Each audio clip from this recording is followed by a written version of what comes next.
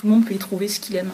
Celui qui aime l'histoire de la Mésoamérique trouvera des objets, celui qui aime plutôt l'archéologie nationale trouvera des objets d'archéologie nationale, ceux qui s'intéressent aux armes et armures trouveront des armes et armures. Donc l'idée c'est vraiment un voyage dans les collections.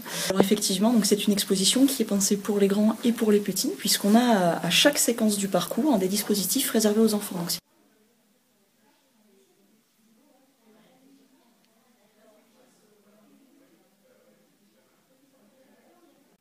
poursuivre la rénovation du musée d'Aubrey, puisqu'on sait bien que cette rénovation est nécessaire et s'inscrit complètement dans ce grand projet, grand patrimoine en Loire-Atlantique.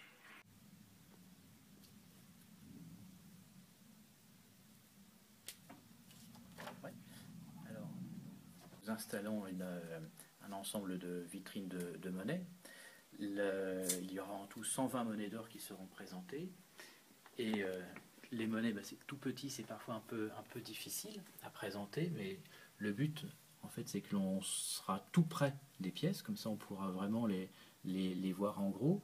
Et en plus, nous mettons en valeur tous les reliefs avec une lumière rasante. C'est vraiment ce qui permet d'une belle découverte des pièces de monnaie.